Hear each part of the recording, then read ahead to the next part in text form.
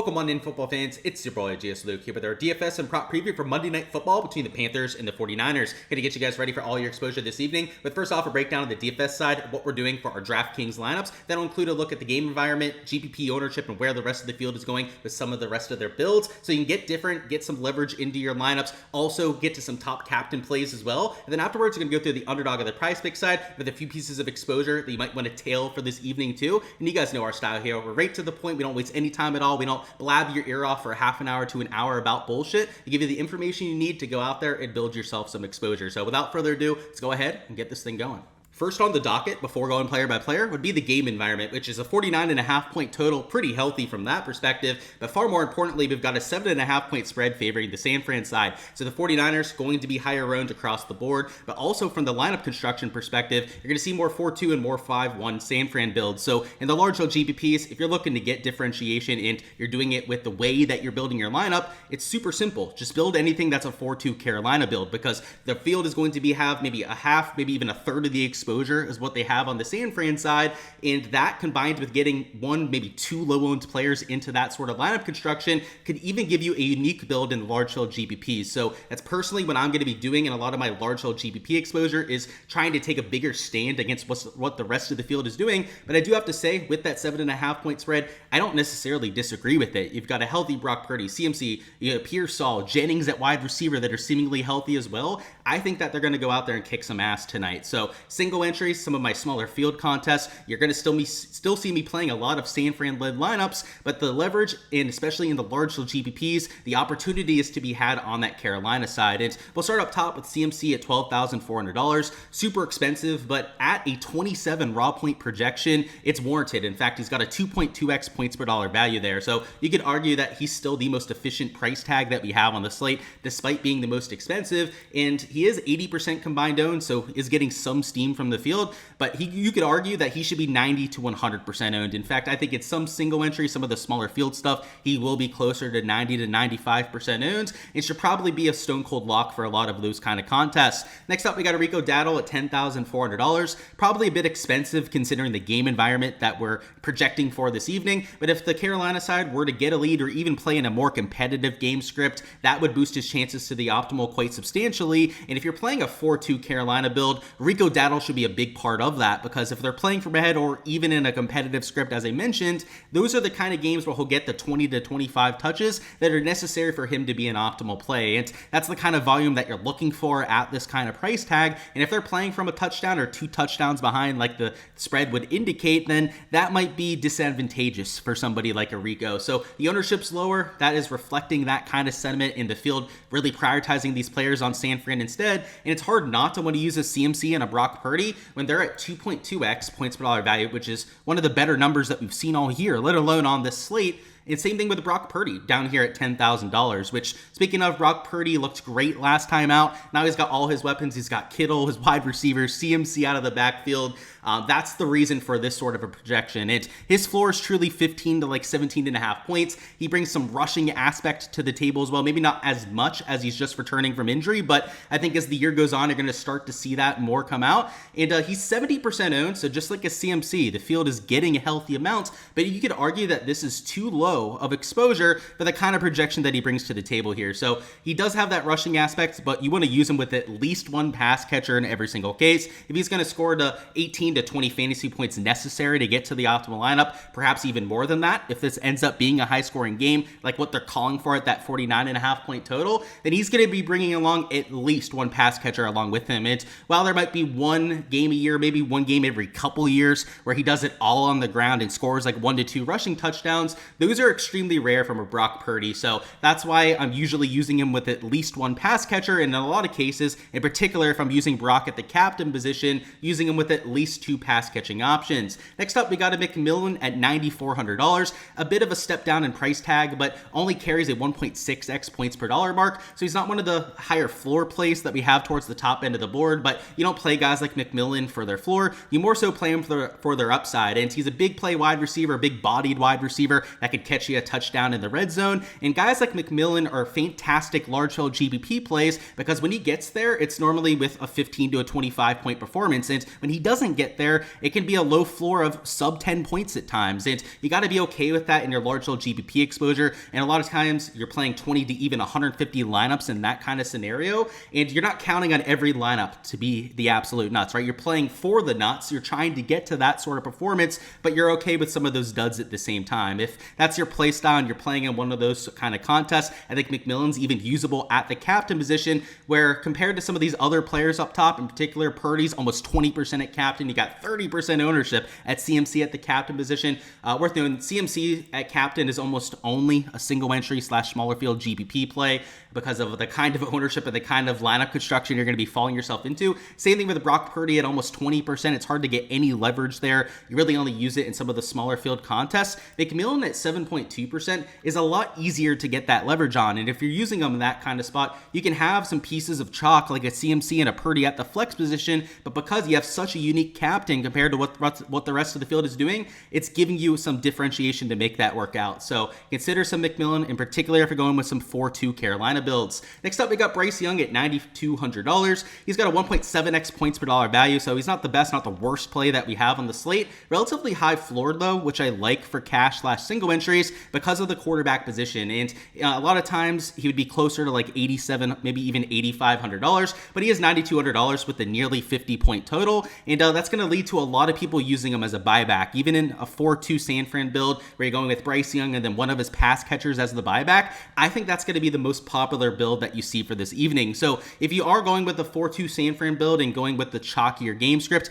maybe consider not using Bryce Young in that scenario. And it's hard to want to avoid it because of that floor, that 1.7x points per dollar mark. It's a lot better than some of these other players up here, but you're just going to be landing on the same combination as a lot of the rest of the field, even if you leave salary on the table. He's that common of an option. He has that sort of floor. I just think it would do wonders with your chances of being unique if you didn't use him as one of those couple buybacks. And next up, we got a George Kittle at $8,600. He's got a 14.8 raw point projection, so pretty solid there at 1.7x points per dollar value. And the ownership's similar to a Bryce Young, so neither of these players are being prioritized by the field. It's a lot of people going with the double spend up, the Purdy CMC start with that 2.2x points per dollar value on both of those players. But I like the idea of using a George Kittle, especially with the fact that he's going to be playing 80, maybe 90% of the snaps. Some of the wide receivers are going to be closer to the 70 to 75% snap range. So if somebody's going to have a nuclear ceiling performance, Kittle actually, I think, has the better chance to do so compared to some of those other players because he also has more red zone upside too. So I'm using it at McCaptain, kind of similar to a McMillan. He's not somebody in cash, the single entries that I'll be using every single time,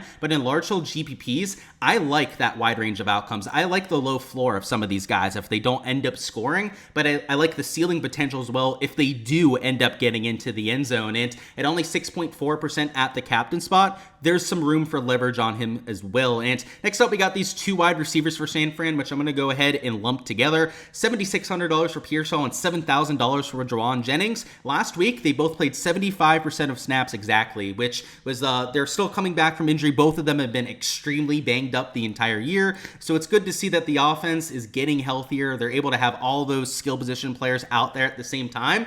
And when they're all out there at the same time, they are so much more efficient because when you can't just shut down one player and you have to give equal attention to all of them at the same time, it lets them be them true selves. And guys like Pearsall, like they're not going to project for the highest median projections because there's just so many skill position players to get the ball to on San Fran. But if any of them score, any of you give you a big play, 50, 60 yard catch, that kind of thing, that's their way to the optimal lineup. And they have plenty of equity to get there. So a Pearsall only has a 1.4x points per dollar value. I'll still using him in a lot of large field GPP lineups because he has that kind of upside and that kind of ceiling potential to him. A Juwan Jennings predicting a little bit better than a Pearsall, 1.8x as opposed to 1.4x on a Ricky Pearsall side. That's because he's cheaper. He is $600 cheaper, which helps you fit in an extra stud up top. Maybe you spend up from I don't know, you're able to go from a McMillan the whole way up to a Purdy. That's a big deal in projection. That's nearly a 7-point difference. So that $600 difference might not seem like a big deal at one spot, but it lets you spend up from a good play to a great play on a slate like this. So Jennings, along with that slightly higher projection, he does have a higher TD equity on the sportsbook, so that's part of the reason why he's projecting a little bit better. Is my personal favorite of the two, but you can see the ownership is also siding towards him. So Pearsall, don't sleep on in the large GPPs. I like Jennings a bit more in those cash/single entry builds. And Xavier Legette is by far the most overpriced player that we have on the slate, only a 1.1x points per dollar value, and in fact, he was the wide receiver 3 for snaps for them last week. Jalen Coker got a little bit more snap share than him, so that's part of the reason why $6,400 is just way too much, but he's only 10% owned at that flex position, so he would be a GPP only sort of play if you used him in cash/single entries, and if you plan on using him, send me all the head-to-heads that you want, I'll play you. If you promise me that you'll use Xavier Legette in at least one of those spots, he's just not worth the risk there. 1.1x points per dollar value is as low as a floor as you're going to find. But if you catch gold, if you end up catching lightning in a bottle when he scores a big play touchdown, he could crack the play open over there from the GPP perspective. Next up, we got these two kickers, Matt Gay and Ryan Fitzgerald. Both of them are a bit expensive. I like my kickers, especially ones that aren't projecting for 9 to 10 points, to be closer to $4,500, maybe $4,600. They're $200 to $400 too expensive, so that's why they're only at 1.7x and 1.6x points per dollar value. Still usable, but still getting some ownership. So I'm thinking I'm going to be matching the field on these two kickers and maybe even going slightly under the field in my exposure. Next up, we got the 49ers defense, which as 7.5-point favorites, I thought was going to be a lot chalkier. I guess because of the 49.5-point total, there's expected to be some offense in tonight's game. It's scaring enough people off of them to keep the ownership below 20% at flex. But I will say, I don't think it's going to be a 49.5-point type of game. I mean, these two offenses can be sketchy. I know you got Purdy and all of his pass catching options back. I think they'll be the more efficient of the two offenses, but Bryce Young, pretty sketchy to say the least, especially against a top-level defense like we have with the 49ers. And I know they've got some injuries this year. They're not quite the same unit that they've had for the last 2 to 3 seasons, but still an above-average defense. I think it's more than likely going to go under that sort of total, which has me thinking that this 49ers defense with the 7.5-point spread should be a whole lot chalkier than the 17% mark. So I'll be using them in large GPPs to try and get some of that differentiation, in particular when I'm using the more chalkier lineup construction with those 4-2 49ers builds. Next up, we got a Chuba Hubbard at $4,400, way cheaper than he's been the entire year, but he did only play about 19% of snaps last week for the Panthers, so not expected to be a massive part of that offense. Is sub 10% owned and still is going to get some touches in the red zone, so if he scores a touchdown or maybe even gives you some PPR usage for like 50 to 60 receiving yards, could also get you there that way. He's the better receiving back and I believe the better blocker than Rico Dowdle, so that aspect is still live if they're playing from way behind. And remember that they are 7.5-point underdogs, so it's not like that's a completely unrealistic outcome. Next up, we got Jalen Coker, who's the best player that you can use on the Panthers on the slate. He's got a 2x points per dollar value, and he had the second most wide receiver snaps for them last week, so he's essentially their wide receiver too, and he's $2,400 cheaper than Xavier Legette. I know Legette's got a little bit more red zone upside as a bigger bodied wide receiver, more physical player than a Jalen Coker is, but Coker's got the speed. He's got the big play upside there as well, so he's getting some ownership at about 27%. Of course, Legette was about 10% at that flex spot, so that's the massive difference between the two plays. But if you're playing in cash or a single entry build where ownership isn't the end-all be-all, guys like Coker are going to really stand out. But on the flip side, a Kendrick Bourne is the kind of player that you would only use in a GPP format. You would not even want to consider them in cash less single entries, because just like an Xavier Legette, he is way overpriced for the kind of role that he's expected to have. In fact, he's got a 0.8x points per dollar projection, and the reason for that is that Bourne played sub 20% of the snaps last week. That was with Pearsall getting Jennings back. Obviously, they were sucking up a lot of those wide receiver snaps, but they run a lot of 2 tight end sets too, where they'll use Kittle, Atonjes, maybe even a Farrell at tight end for more of a blocking threat, rather than going with a lot of 3 wide receiver sets. So that's why Bourne is limited from that aspect. Also has more chemistry with Mac Jones than what he does with Brock Purdy. So yeah, only in large GPPs would you consider him, and then even then, maybe not the strongest play for this evening. evening. Next up, we got the Panthers defense. If you're playing anything that's a 4-2 Carolina build, I think the Panthers defense should be squarely in play too. They're only 12.3% owned, so just like the 49ers defense are not getting a whole lot of steam. That's likely due to nearly that 50-point total, which I disagree with a bit. But also, if you're going to play a Rico Dowdle captain lineup and he's going to get the kind of volume, the kind of touches necessary to score to 25 points necessary to be the optimal captain, the Panthers defense is likely going to be in a pretty decent spot as well, because if they're playing from ahead, that means that they're letting up less points. Defenses, you play them in Showdown for the kind of sack production they could post, maybe the turnover, maybe even a defensive touchdown to go out there and get to that kind of optimal performance. It's a low percentage outcome. That's why these defenses are always relatively low owned, but there's upside, in particular if you're going with a full onslaught stack. So I will have some Panthers defense in my large hold GPP exposure, but in cashless single entries, you're just not using that sort of a play. Next up, we got Brian Robinson Jr., who's maybe the most script correlated player that we have on the slate. He's not the kind of guy that's script proof like CMC that you can use him in any sort of format. You only use Brian Robinson Jr. if the 49ers are playing from ahead, because there have been games where they've been trailing in where he's played sub 5% of the snaps, but there have also been games where they've been playing from way ahead where he's played close to 30% of the snap load for the 49ers. So if they're playing from ahead and they have a 7 to maybe even 14-point lead, like the spread would indicate, in the second half, he's going to get maybe 10 to even 12 touches, which is a big deal for him. And although he still probably has to score to pay off a $3,400 price tag,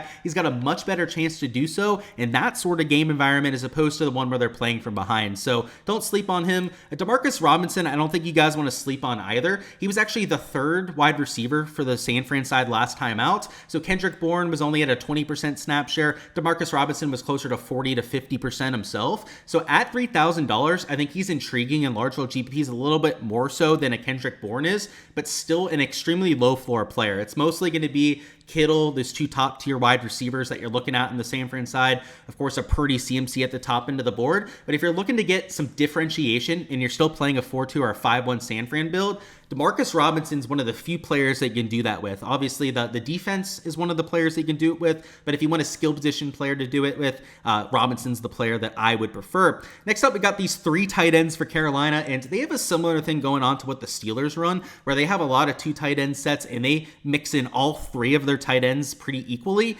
Jatavian Sanders is the best projection out of all 3 of them at a 2.1x points per dollar value. In fact, alongside of Jalen Coker is one of the better plays that we have on the Carolina Panthers team, but a Tommy Tremble will play, and he's also a little bit more of a receiving threat than Sanders, just doesn't play as much. So that's the issue, is he's a much lower floor player than Sanders because of the snap share, but a little bit more upside. And then even Mitchell Evans, he's been sneaking into the lineup, sneaking into plays at times for them, and he's kind of like the Darnell Washington of that team. So keep an eye on all 3 of those. I really like Sanders and Tremble for my personal exposure, though. Jake Tonges, he's the second tight end for San Fran. He, of course, has less of a role now than what he had when Kittle was out, but is still going to play snaps for them. He earned that with the kind of production that he was posting. They've got a Kyle Juszczyk fullback for the San Fran side. He gets targeted at times, but he probably needs a touchdown or, a 10 to 20 yard catch to get to the optimal lineup there. You've got a Bryson Tremaine, probably butchered that last name, but I did my best, man.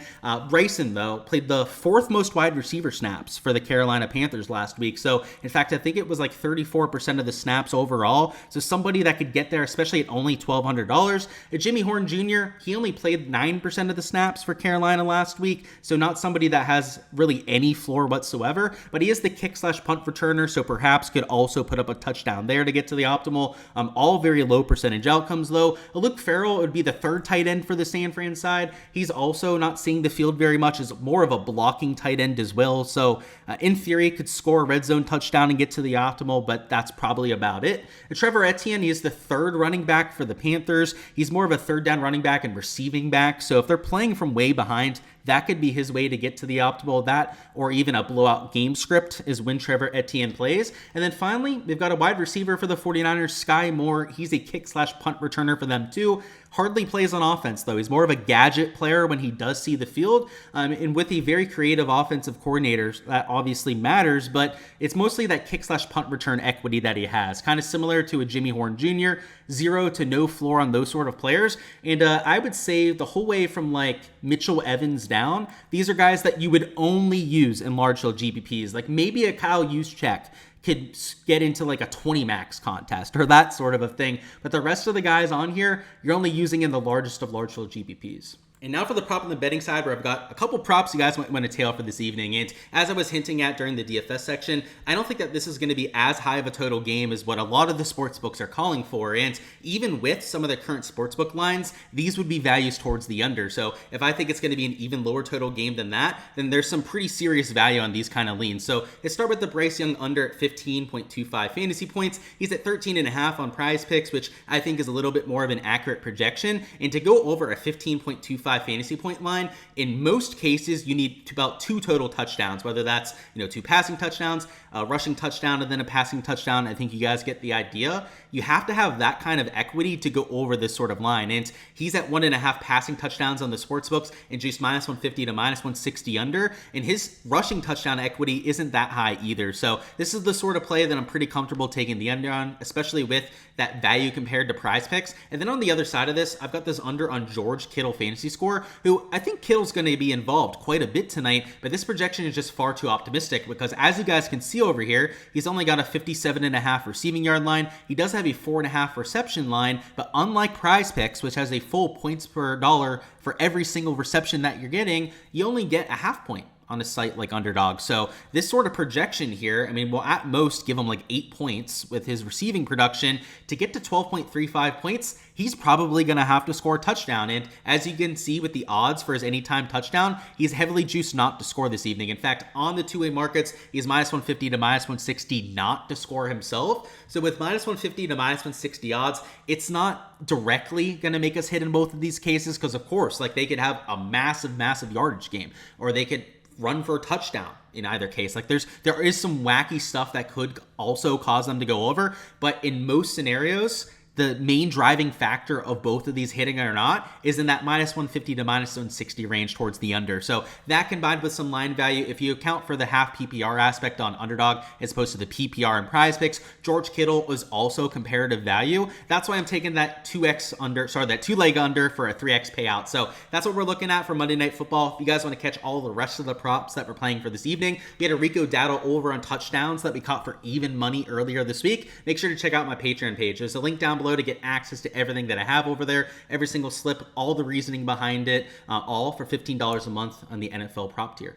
Alrighty guys, that is all I've got for the Monday Night Football breakdown. Go ahead, smash that like button if you haven't already. Also, best of luck with everything that you're doing for this evening. Subscribe to the channel so you guys don't miss any of the content throughout the rest of the year. It'll include a Thursday Night Football breakdown. We've got 3 games this time around, so it'll be the fun Thanksgiving slate. Also, for main slates and all the big island games throughout the rest of the season, subscribe so you guys get notified when all of those go live. And also comment down below who you've got as the top score for Thursday night, for the Monday Night Football slate, for a chance to earn a free month on my Patreon page. And as long as you guys give me the top score for this evening, you'll win all the Thursday Night Football projections, which we'll have for then. Also, the rest of the month, you'll have a free month access to everything on my Patreon page. That's where all the spreadsheets from before are posted with my projections, also my entire player pool for these slates. Also on the Underdog and Prize Pick side, you guys can get access to all the props, all the kind of bets that I'm playing. Also add in some of the HardrockBet stuff. We do have access to that down here in South Florida, all just by guessing the top score for Monday Night Football. So go ahead, guess your top player if you guys haven't already. Best of luck with that. Also with all of your exposure, I hope you guys can take down some large field GPPs. That would be pretty sweet. It's also cash out on our prop exposure as well so that we can add to the bankroll. Let's have ourselves a Monday.